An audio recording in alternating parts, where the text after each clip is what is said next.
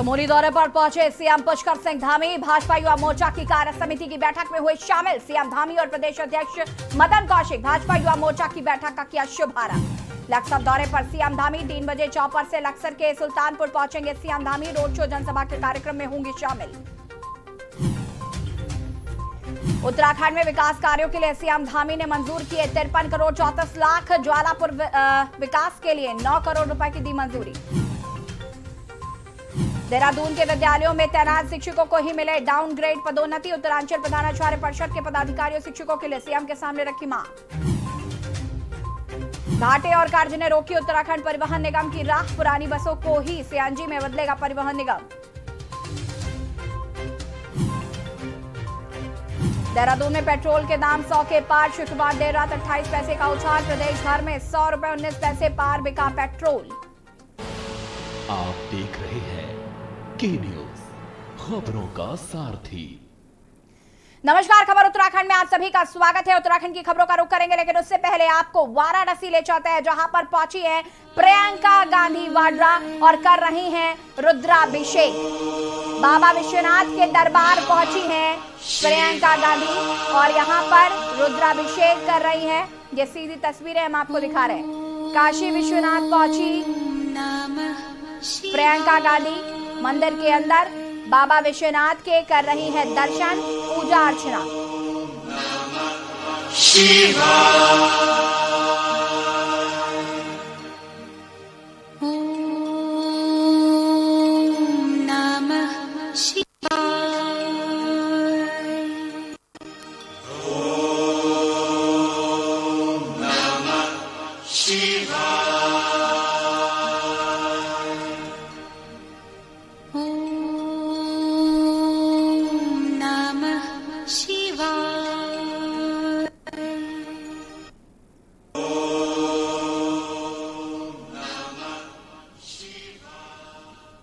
और अब रुक करेंगे उत्तराखंड की खबरों का। देहरादून में मुख्यमंत्री पुष्कर सिंह धामी शनिवार को देर रात गढ़ी कैंट स्थित 127 infantry battalion territorial army campus में आयोजित टेरिटोरियल आर्मी डे समारोह में शामिल हुए।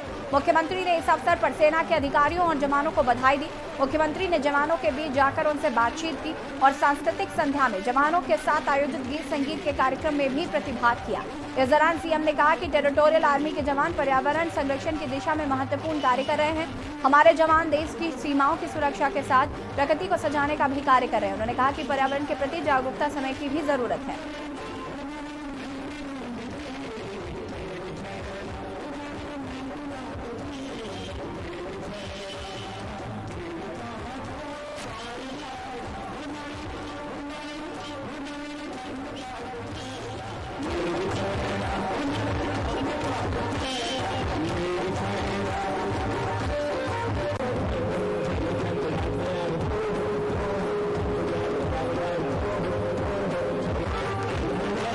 पहाड़ी गाने भी गाए।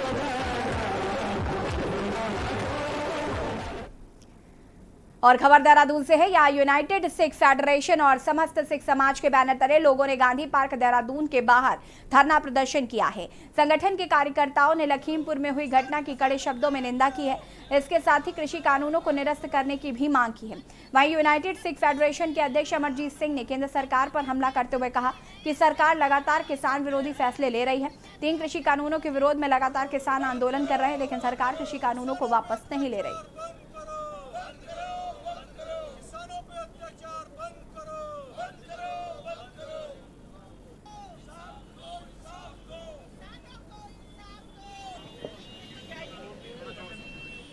हमारी केंद्र सरकार से मांग है, लखीमपुर खीरी में जिस प्रकार से किसानों की निर्मम हत्या हुई और उससे पूर्व में भी आप देखिए अब तक सैकड़ों किसानों ने अपनी 3 मांगों के लिए अपने जान दी। और जो लखीमपुर खीरी में वो तो बिल्कुल पूरी तरह से ऐसा अत्याचार किया है कि केंद्र मंत्री की गाड़ी से किसानों को कुचला गया, जिसको किसी भी रूप में आप उसको जस्टिफाई नहीं कर सकते, सही नहीं कह सकते। हमारी केंद्र सरकार से केवल इतनी मांग है कि इसकी निष्पक्ष जांच हो। नैनीताल जोली कोट चोपड़ा में मटियाली में कल देर शाम चोपड़ा मटियाली गांव में बच्चों को निवाला बनाने वाले गुलदार को पकड़ने के लिए वन विभाग ने पिंजरा लगा दिया।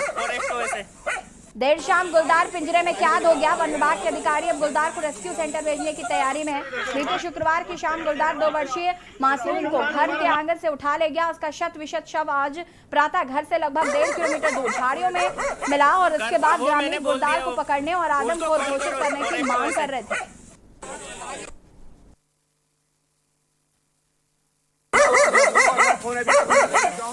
वो मैंने बोल दिया, वो उसको कॉल करो फॉरेस्ट को ऐसे।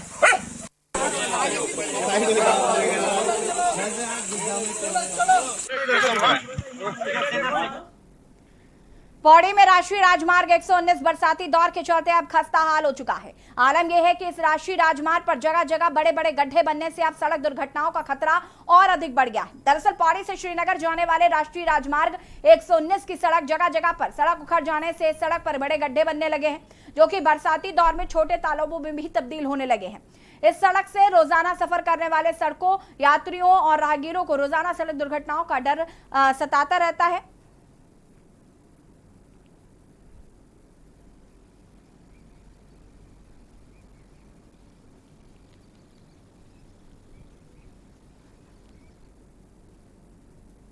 एक एस्टीमेट शासन ने अभी हमने भेज रखा है, अभी उसमें स्वीकृति प्राप्त नहीं हुआ है। इसका पैच मरम्मत के लिए भी एस्टीमेट जा रखा है और उसको स्वीकृति प्राप्त हो चुका है। वर्षा के उपरांत उसको प्रारंभ कर दिया जाएगा, ऐसा अधिशासी अभियंता NH डिवीजन जो श्रीनगर में स्थित है उनके द्वारा अवगत करा दिया गया है। साथ में जो पौड़ी सतपुली का जो निर्माण कार्य है उसके लिए एक शासन स्तर पर भी DPR लंबित है, उसका स्वीकृति भी प्राप्त नहीं हुआ है। देखिए सड़क का तो अब उसमें क्या कहना है, वो तो देखो 5 साल गुजरने वाले हैं पूरी सरकार के। उसी इलाके से त्रिवेंद्र सिंह रावत जी हैं, उसी इलाके से सतपाल महाराज हैं, उसी इलाके से तीरथ सिंह रावत जी रहे। इतने लोग रह गए जो सांसद रहे, मुख्यमंत्री रहे, उन लोगों को नज़र नहीं आ रहा है। इसका मतलब तो ये है ना कि भाजपा के जो प्रतिनिधि हैं उन्होंने तो आंख बंद की हुई है, वो केवल वोट मांगेंगे मोदी जी के नाम पे। और वक्त हो गया एक छोटे से ब्रेक का, जल्द हाजिर होता है। आप देख रहे हैं के न्यूज, खबरों का सारथी।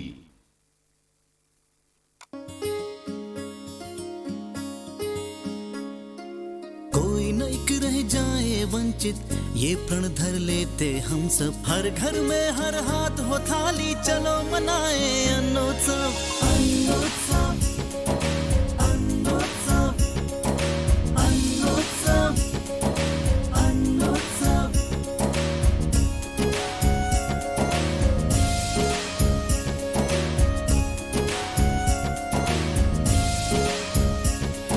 नई सुबह लेकर आई है कनक रंग में नई लहर।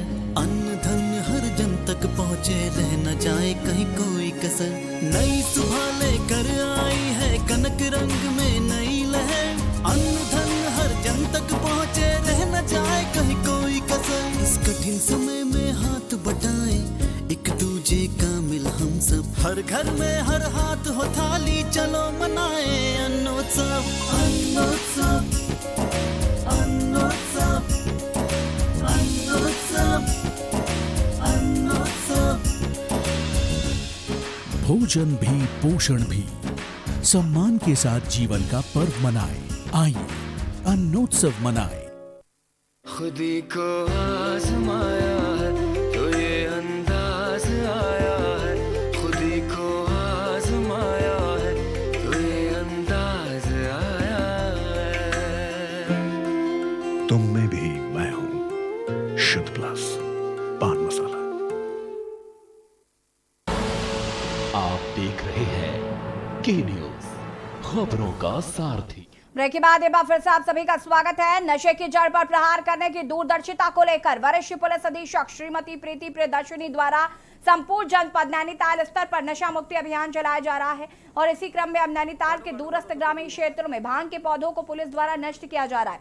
इसी कड़ी में बेताल घाट थाना अध्यक्ष बलवंत कंबोज के नेतृत्व में उप निरीक्षक नीरज चौहान सहित बेताल घाट पुलिस द्वारा राजस्व पुलिस के साथ संयुक्त टीम बनाकर कालाखेत चंद्रकोट गांव के खेतों में जाकर अवैध भांग की लगभग 50 नाली खेती को नष्ट किया गया। थाना अध्यक्ष बेताल घाट द्वारा बताया गया कि नशे के विरुद्ध अभियान भविष्य में भी प्रचलित रहेगा। उन्होंने कहा, नशा न सिर्फ एक सामाजिक बुराई है, अपितु समाज में बढ़ रहे आपराधिक गतिविधियों का कारण भी है। ठीक है, लास्ट चेतावनी बता देना उनको। मैंने इन लोगों को बोल तो दिया था।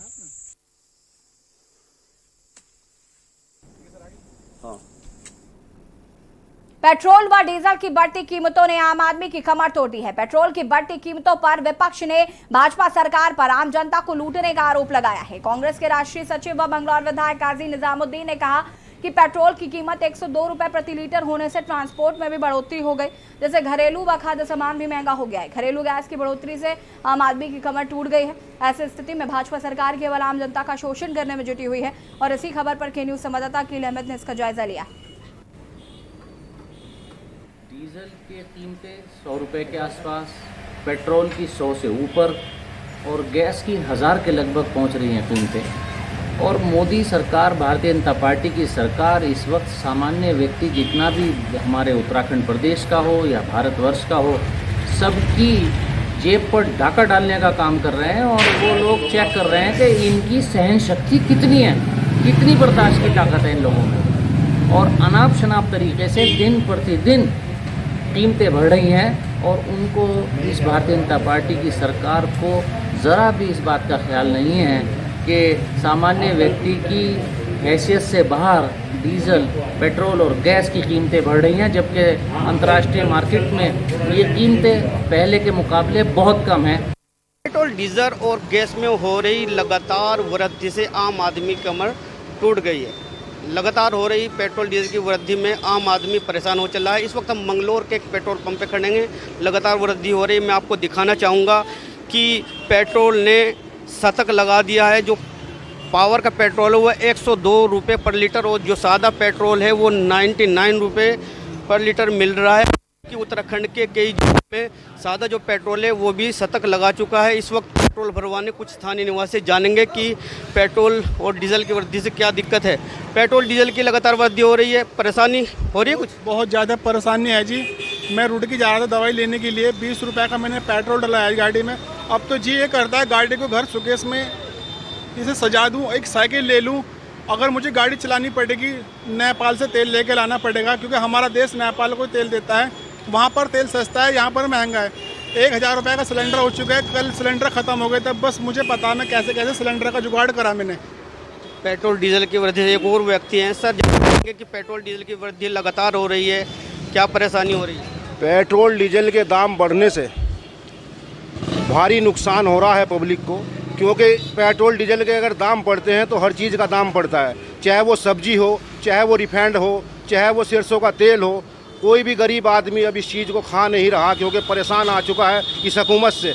इतना परेशान आ गया कि 200 की मजदूरी करने वाला वो किस तरीके से गाड़ी में तेल गिराएगा और किस तरीके से अपने बच्चों को पढ़ाएगा और किस तरीके से गैस सिलेंडर करेगा। लकड़ियाँ जला जला के रोटियाँ चूल्हों पे बना रहे हैं, लेकिन क्या करें, गरीब आदमी ज़िंदगी गुजारनी है उनको। लेकिन इस भाजपा सरकार ने तानाशाही इतनी कर रखी है, इतनी महंगाई कर रखी है। गरीब आदमी क्या, किसान आदमी क्या, हर आदमी छोटा मोटा बिजनेसमैन क्या, सारा का सारा परेशान है इस भाजपा सरकार से। तो ये थे स्थानीय निवासी। इनका ये कहना था कि पेट्रोल डीजल के दाम बढ़ने से और चीज़ों के दाम बढ़ जाते हैं और इन्हें काफ़ी परेशानी का सामना करना पड़ता है। क्या न्यूज़ के लिए अकील अहमद, मंगलोर। आईपीएल मैच शुरू होते ही सट्टेबाज मैच में सट्टा लगाते हुए बाज नहीं आ रहे। आए दिन सटोरियों के खिलाफ पुलिस प्रशासन द्वारा कार्रवाई की जा रही है। ताजा मामला उधम सिंह नगर के नागमता क्षेत्र का है, जहां पर सट्टा लगाते हुए एसओजी की टीम ने 3 आरोपियों को गिरफ्तार किया है। आरोपियों के पास से टीम ने 5 लाख रुपए, 5 मोबाइल और 3 रजिस्टर बरामद किए हैं। तारगंज एरिया से शिकायत मिल रही थी कि वहाँ सट्टा जोरों पर है। इसको टीम को जो है एक्टिवेट किया हुआ था मुखबिरी तंत्र। उसमें जो है कल रात 10 बजे जो है नानकमत्ता मंडी के वहाँ जो है एसओजी उधम सिंह नगर ने रेड करी और 3 लोगों को गिरफ्तार किया, जिसमें रजत सोनकर ये मुख्य अभियुक्त है। इसके साथ 2 अन्य सह अभियुक्त है और इनके पास से जो है 5 मोबाइल और 5 लाख की कैश बरामद की गई है। और ये जो है अपने मोबाइल से जो है सट्टा खिलवा रहे थे। तो इसमें कई लोगों के नाम सामने आए हैं। इनके पास से एक रजिस्टर भी बरामद हुआ है, मोबाइल फ़ोन। इससे जानकारी प्राथमिक जो आ रही है वो 2 करोड़ के लगभग जो है वो कल सट्टे की वो लेन देन का उनका चल रहा था। कल जो प्लेऑफ का एक बड़ा मैच था उसमें ये सारे लोग जो है लोकल लोगों को भी अपने साथ इन्वॉल्व करके ये काम कर रहे थे। तो इसमें एक ऑर्गेनाइज्ड क्राइम है जिसमें कि जो है पूरे ये गैंग बनाकर ये कार्य करते हैं। इसमें गैंगस्टर लगाई जाएंगी और जो भी इसमें मुख्य और भी नाम सामने आ रहे हैं, उनके अगेंस्ट भी जो है इसमें कार्रवाई की जाएगी। खबर मसूरी से है, जहां पार्किंग की समस्या लगातार बनी रहती है, जिससे पर्यटकों के साथ ही आम लोगों को भी भारी परेशानियों का सामना करना पड़ता है। और इसी को देखते हुए मसूरी में क्रिकिंग स्थित 212 वाहनों को पार्क करने के लिए पार्किंग का निर्माण किया जा रहा है, जिसको राज्य स्थापना दिवस पर मसूरी वासियों को सौगात के रूप में दिया जाएगा। वहीं लोक निर्माण विभाग ने पार्किंग का निरीक्षण किया है और मौके पर मौजूद अधिकारियों को दिशा निर्देशित किया गया है। बता दें कि 9 नवंबर राज्य स्थापना दिवस पर मसूरी वासियों को पार्किंग की सौगात दी जाएगी। 32 करोड़ रुपए की लागत से निर्मित पार्किंग 212 गाड़ियों की क्षमता वाली बनाई गई है। ये जो आरोप तो ये गलत है कि वहाँ पर हमने कोई भी कटिंग विभाग द्वारा वहाँ कोई कटिंग नहीं कराई गई थी, लेकिन ऊपर पानी के स्रोत होने की वजह से वहाँ पर एक स्लिप जोन जरूर डेवलप हुआ है और उस स्लिप जोन के ठीक करने के लिए विगत दिनों हमने अपने जियोलॉजिस्ट को भी लेके आए थे पिछले साल। तो उन्होंने ये कहा था कि चूंकि ये अभी नया डेवलप हुआ है और इसमें हम कोई भी छेड़खानी करेंगे तो कोई स्ट्रक्चर इसमें रुकेगा नहीं। तो उसके लिए फिर ये तय हुआ था, पिछली बार मुख्यमंत्री जी भी यहाँ पर आए थे, उन्होंने भी उसका निरीक्षण किया और ये तय हुआ था कि इसकी जो है जियो टेक्निकल सर्वे करा लिया जाए और इसमें किस तरह से इसको रोकने के उपाय हो सकते हैं, उसके लिए कोई इस तरह का सर्वेक्षण और DPR तैयार करके प्रदेश में या शासन स्तर पर भेजी जाए, जिससे कि इसका ट्रीटमेंट किया जा सके। ये यहाँ पे हमारा 212 गाड़ियों का पार्किंग का प्रोविज़न है और ये हमें उम्मीद है कि राज्य स्थापना दिवस पे इसको जो है लोकार्पण प्रस्तावित है और उसी हिसाब से हम काम करने की प्रोग्रेस बढ़ा रहे हैं। सर अभी इसमें देखा गया है कि इसमें जो गाड़ी के पार्किंग के अलावा और भी जो चालकों के लिए सुविधाओं के लिए सुविधाएं क्या क्या मिलेगी यहाँ पे? सुविधाएं प्रसाधन की व्यवस्था है, कैफेटेरिया इसमें होगा और कैंटीन भी होगी। बीच में भी सवाल उठे थे यहाँ पे जो एक टाइम पे गिर भी गया था, यहाँ टूट भी गया था जब काम चल रहा था उसके। नहीं हम पूरी सावधान गुणवत्ता पे सवाल नहीं, गुणवत्ता पे देखो काम करते हुए कुछ खामियां भी रहती हैं, लेकिन हम लोग इंजीनियर्स हैं और इंजीनियर का काम यही है कि कहीं कोई अगर हमें लग रहा है कि ये कमज़ोर हमारा स्ट्रक्चर है, उसी हिसाब से स्ट्रेंथनिंग भी हम लोग करते हैं। और खबर सितारगंज से है, जहां पर किसानों और कच्चे आढ़तियों के बीच धान तौल को लेकर विवाद होने पर किसानों ने मंडी गेट के सामने धान से भरी ट्रॉलियां लगाकर रोड को जाम कर दिया। वहीं एसडीएम तुषार सैनी सहित पुलिस बल ने मौके पर पहुंचकर किसानों और कच्चे आढ़तियों से वार्ता कर उनकी समस्याओं को सुना, जिसमें किसानों ने कच्चे आढ़तियों पर मंडी परिसर की साठगांठ से किसानों का उत्पीड़न किया जा रहा है। तय मानकों के बावजूद भी कच्चे आढ़तियों धान तौल में मनमानी कटौती कर रहे हैं और आवाज उठाने पर धान तौल बंद कर देते हैं, जिससे कि किसानों की फसल खराब हो जाती है और वो उसे औने पौने दामों में खरीदते हैं। जो कच्चे आढ़तियों के साथ डीएम साहब और किसानों की जो मीटिंग हुई थी, जो मानक तय किए गए थे कि अगर धान गंदा है, पंखा नहीं लगा है तो 2 किलो कटौती की जाएगी, लेकिन उसके बाद और मॉइस्चर की अलग, लेकिन उसके बाद भी 2 किलो से ऊपर लूट की जा रही थी कच्चे आढ़तियों के द्वारा। 2+4, 2+5 जो काश्तकार की इतनी कटौती हो रही थी कि उसका धान 1400 रुपये को पड़ रहा था उसको, इसीलिए यह विवाद हुआ और किसानों द्वारा यहाँ पर जाम लगा। किसान और कच्चे आढ़ती दोनों की अपनी अपनी समस्याएं दोनों ने बताई हैं, जिसमें हमने दोनों ही पक्षों से बात करके फिर से जो है धुलाई वो शुरू करवा दी है। एक जो प्रॉब्लम आ रही थी वो ये थी कि कितनी कटौती हो, तो इस संदर्भ में हमारी बात हुई है दोनों ही पक्षों से और अभी सोल्यूशन ये निकला है कि जो कटौती है वो कम से कम होगी, मानकों के अनुरूप होगी। और वक्त हो गया छोटे से ब्रेक का, जल्द हाजिर होता है। आप देख रहे हैं के न्यूज़, खबरों का सारथी।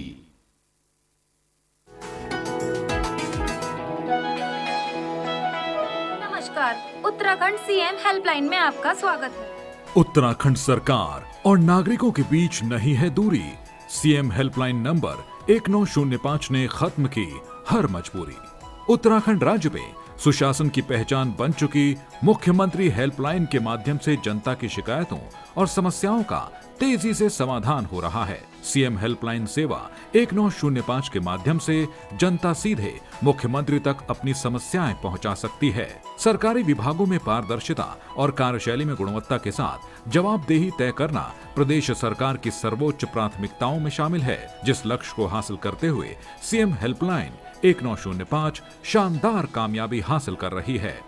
आपने सीएम हेल्पलाइन में कोई अपनी शिकायत दर्ज करवाई थी? जैसे ही मैंने उस सीएम हेल्पलाइन में कॉल कर की थी, उसके 12 घंटे के अंदर मेरे सर्वे में सॉल्व हो गई थी सर। ये तो काफ़ी इजी हो गया अब हेल्पलाइन में शिकायत करना और वाकई 2 से 3 दिन के अंदर ही रिस्पॉन्स आ गया।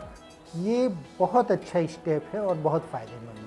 आज राज्य में सुराज और सुशासन के साथ साथ सरकार के प्रति जनता के भरोसे की नींव को मजबूत कर रही है सीएम हेल्पलाइन 1905। सुशासन की दिशा में उत्तराखंड सरकार के बढ़ते कदम, सरकार और जनता के बीच सिर्फ एक कॉल ले दूरी की कम।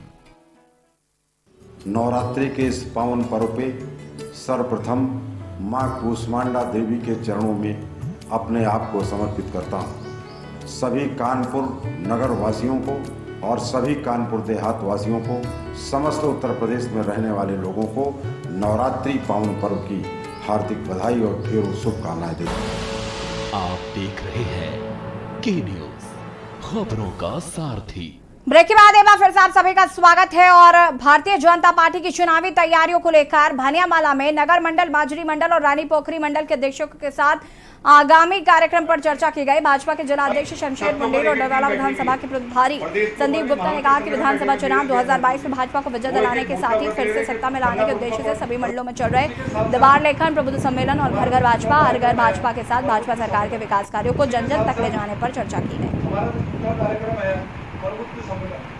मुख्य लक्ष्य है अब की बार 60 के पार का जो नारा प्रदेश नेतृत्व ने दिया हुआ है, तो भारतीय जनता पार्टी का प्रत्येक कार्यकर्ता आशान्वित है, उत्साहित है कि अपनी पार्टी को पिछले लक्ष्य से ज़्यादा सीटों को जिताने के लिए प्रत्येक कार्यकर्ता बूथ स्तर पर जो पार्टी के दिए हुए कार्य हैं, जैसे बूथ लेखन का कार्यक्रम है आज, जिसका मेगा इवेंट हमारे कार्यकर्ता कर रहे हैं 7 तारीख से 15 तारीख तक के बीच, जो बूथ लेखन प्रत्येक बूथ में होना है।